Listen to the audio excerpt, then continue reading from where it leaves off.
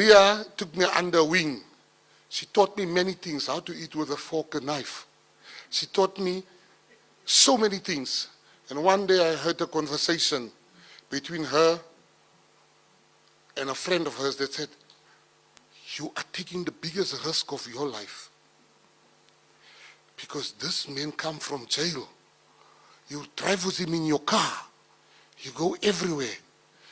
And I heard Ria says, Mandela taught us Ubuntu. And because of Mandela, I'm going to show this prisoner, ex-prisoner, Ubuntu. In that moment, I finally forgave Nelson Mandela.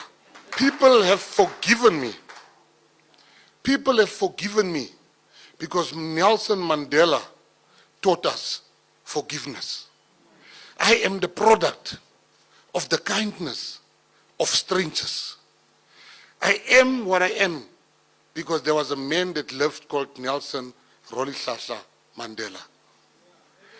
Nelson Mandela is our name. We all look forward to the name of the Springbok. Mandela was a saint. We all look forward to the Springbok name change. Majority of us sport people. Nelson Mandela fought and he said, we shall retain the name of the Springbok. Today, the Springboks are the ones keeping this country together. And that we have to admit. When I got home, and this is story number 2. I got home, my mom was crying. I said, Mommy, why are you crying? She said, what did you do again? I said, Mom, I did nothing. She said, you lying. I said, Mom, I did nothing. I swear, I did nothing. She said, you lying. I said, why are you saying I'm lying? She said, because there's a big white man looking for you. When you come from jail, you want to hear no white people are looking for you. I said, where is he? She said, behind you. I turned around, and this man said, I'm looking for Gayton Mckenzie. I said, I'm also looking for that bastard. I said, what did he do to you before I tell you what he did to me?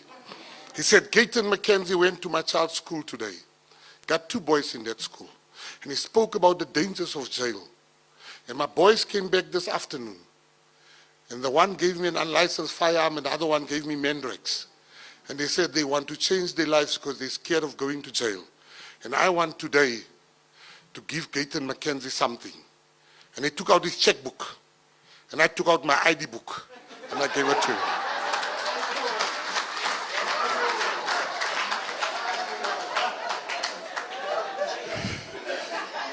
And I remember he had the check in his hand and I said, don't give me a check, give me a job. He said, yeah, I think I'll give you a job at my company. So he worked at a company called Chop Security. No, the whole car was branded Chop, Chop, Chop, Chop, Chop, Chop. When I jumped in, my neighbor says, did you see? He got arrested again. They took him again. I went. I got a job in 2003.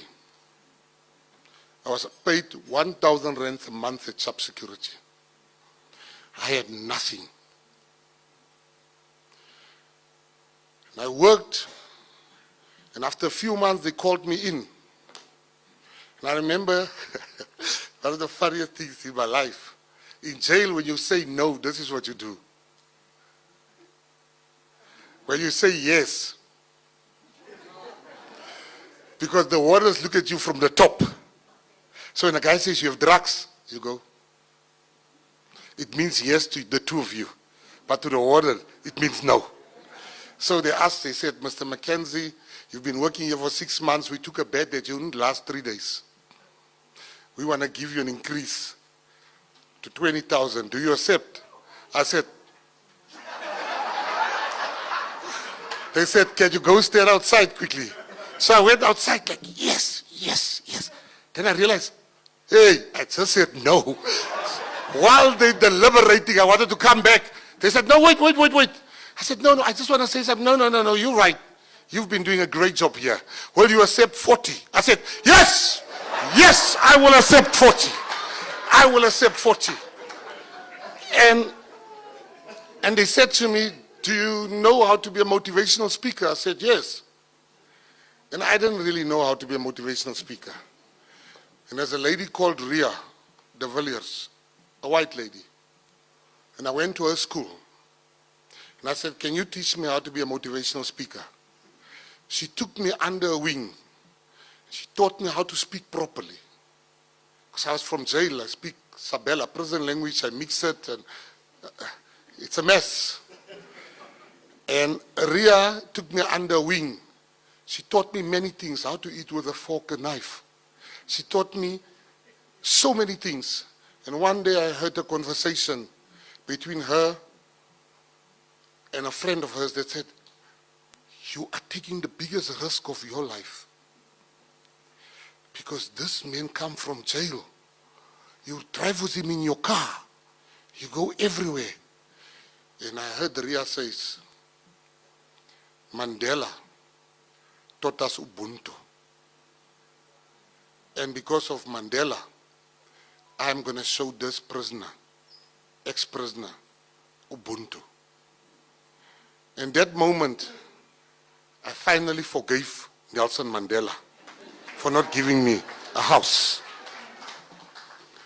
And I want to say to everybody here today, we must not just say good things. As I'm standing here, I'm embarrassed about my life. I'm embarrassed about my life of crime. I have lived a life that nobody should live. People don't understand why I don't take a salary as a minister. Because I don't take a salary because I owe this country so much that for me, it's an absolute pleasure just to serve this country. And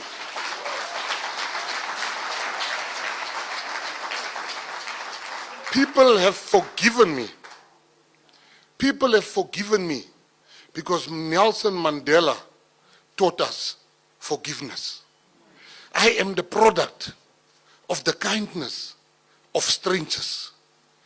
I am what I am because there was a man that lived called Nelson Rolihlahla Mandela. Nelson Mandela is our North Star. Nelson Mandela is the best thing that ever happened to us.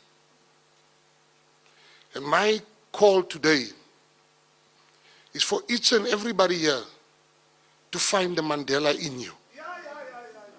Because so many of us has moved away from the Mandela in us. South Africa has walked away. We have failed Nelson Mandela. Freedom Park has failed Nelson Mandela. My department has failed Nelson Mandela. Government has failed Nelson Mandela. Citizens has failed Nelson Mandela. Business has failed Nelson Mandela. White people has failed Nelson Mandela. Black people has failed Nelson Mandela. And I tell you why I'm saying so.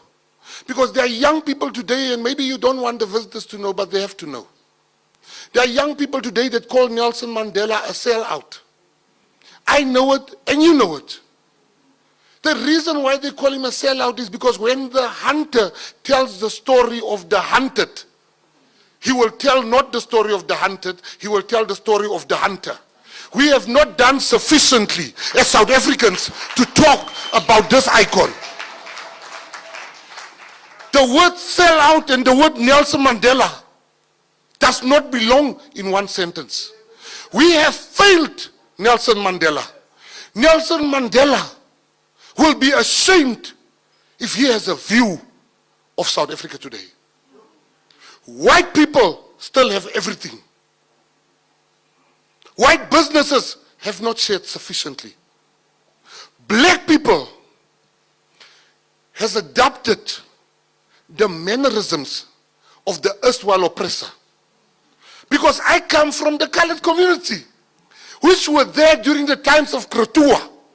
But today, legislatively, there's a difference between colored and black. Colored people today are not seen as Africans.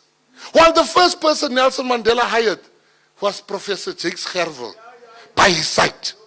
Then some fools come and they decide colored people cannot be black. While colored people, let me tell you something today. When Solomon Mahlangu was hanged, Frank Rivers was hanged. When Steve Biko was killed by the police, Ashley Creel was killed by the police. When Nelson Mandela was on Robben Island, Harry the Strandloper was the first president on Robben Island. When Walter Sisulu was on Robben Island, South Africa had many other prisoners on Robben Island. I came here today to tell you, we are one people. The way Nelson Mandela never saw Ahmed Kathrada as lesser than him. But legislatively, Indian people are not being treated the same as black people in this country. Colored people are not the same. We need to look in the mirror and fix that. We should not avoid the national question. We are one people. We fought one struggle. We went to one prisoner. We are the children of Mandela. And you cannot bring Mandela's name in disrepute. In my community, you do get racist people. In your community, you do get racist people.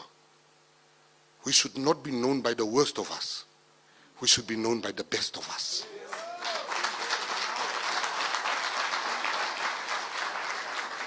This man, I went to Guernsey, and the gentleman that drove the taxi didn't know where South Africa was. And when I said, Mandela, his face lit up. He said, Mandela country! And he didn't want me to pay. I had to tell him Mandela left me a big inheritance, which was partially true. So, at this august moment, where are we as South Africans? You should never have asked me to come and speak here. If you wanted me to come and give you poetry and nice things about Nelson Mandela. Nelson Mandela made one mistake. He said he was not a saint. I tell you, Nelson Mandela was a saint. Nelson Mandela has given us something that must live in us for the rest of our lives. Nelson Rolihlahla Mandela sacrificed everything for us not to be divided, but to be united. I was criticized in my maiden speech. I was asked by the EFF, why can you agree, what is your stance when it comes to the stem in the national anthem as the Minister of Sport, Arts and Culture? I stood proudly because I had to dig deep into the Mandela in me before I could answer them. And we each have a Mandela in us. And I said to them, I'm very proud of this stem because it's a testament of where we were and where we are today. I want to say to South Africans here, President Ramaphosa has given, you know how it is, very informally. The leaders in the GNU, we would talk, what do you want? What do you want? Which ministry you want? And I said, I want Home Affairs for particular reasons which I will just elaborate on shortly. And I said, I want police as number 2. And I asked my friends, what can I say as number 3? And I never knew my friends are so selfish and such cheapskates. Because they then, Mambaleka, they then said, I must get sport. Because they want free tickets. It wasn't for any good reason. It was for very selfish reasons. Because I love my selfish friends. I then said, sport, arts and culture. When the president called at 6:30 p.m., And he said, Mr. Gayton Mckenzie, it would be my pleasure if you serve in my cabinet, and I want you to serve in the portfolio of sport, arts, and culture. I was being polite. I was like, yeah, thank you. I wasn't particularly happy. But I want to make a confession here today. If the president calls me tomorrow and he says to me, you can have police or home affairs, I will refuse, because I'm at the best place in South Africa. I love this portfolio. I'm going to change the way things has happened in the past, because this portfolio is a portfolio called social cohesion. We must come together as white, black in South Africa. We are one nation. We are the children of Nelson Mandela. We should not let people divide us. The first thing I'm going to do, every school in this country, I'm going to meet with the Minister of Education, should teach children about Nelson Rolihlahla Mandela. Every institution must be taught. I'm going to speak to the Minister of Prisons that there must be lessons in jail about Nelson Mandela. That we will have fewer people coming out of jail with the intention of still continuing with a life of crime. Because here we have a man that has been given to this country to change the unchangeable. And you must never forget that we are the children of Nelson Mandela. And as a Minister of Sport, Arts and Culture, I want to say to you, many people see this department as a lesser department. They are about to see. Truth must be told, I'm already the best minister. I'm not saying that. News 24, my biggest hater, said that this morning. So who am I to argue with my haters if they think I'm great? But I want to end this by telling you about the GNU. You know, great men take the road less traveled. It was very easy for Nelson Mandela to be populist. But he didn't. He took a decision. We all look forward to the name of the Springbok. Mandela was a saint. We all look forward to the Springbok name change. Majority of us sport people. Nelson Mandela fought and he said, we shall retain the name of the Springbok. Today, the Springboks are the ones keeping this country together. And that we have to admit. Mandela saw that 30 years ago. What us mere mortals are only seeing now. Yeah, it's a wrap, guys. I really enjoyed these speeches, by Gayton Mckenzie. He's actually shared a lot of thoughts for us to think about, for us to consider, and to really see the different sides of the whole debacle. The ones that actually showcase the bitterness that actually spanned the apartheid period, and the ones that actually showed counter arguments on how the ANC also sort of like became what many of you in the comments have even called the ANC becoming the replica of the National Party in that regard. And so Gayton Mckenzie has actually spoken about a lot of things. His personal journey, we see the life and change that probably Mandela demanded from all South Africans from his own story. And I think for me anyway, I think that's what South Africa represents as a country in Africa. It's a totally different political landscape, different politics. I've been studying the Sahel Confederation that's really deepening now in its bilateral ties in West Africa. It's a different kind of Pan-Africanism cropping up around there. They're really trying to fight French neocolonialism. Been studying also what's been going on in Kenya with the Gen Z protests, and also Nigeria at the moment. Professor Tony Falola, if you guys know him, is a Nigerian professor, written a lot of books, worked so hard on African history. He speaks about how we might need to begin a new discipline called protestography. So in other words, there's a coming decade of protests that will be springing up in Africa, and that we might need to understand the dynamics and the way in which these protests actually emerge. And so he calls it protestography, and this is actually what's slowly springing up at the moment. Kenya is actually taking the lead from East Africa. Nigeria actually has received a baton. There's a protest going on against bad governance. A lot of the youths are getting frustrated. And before the elections on May 29, I actually felt that, the youth in South Africa had gotten, especially the black majority, had gotten, fed up with the complaints. I actually saw a lot of the complaints on my channel here, even across the media generally, and the comments of many of the people who argued that the ANC had disappointed them. There was no improvement in their lives. And I really thought that, South Africa would be the next to join the Gen Zs, to join the Gen Zs in Kenya, to really ramp up. But somehow the election went really smoothly and peaceful. And now we have a government of national unity, which we are also still studying. And so, for me anyway, most of the time, I also think what a protest against bad governance in South Africa could look like.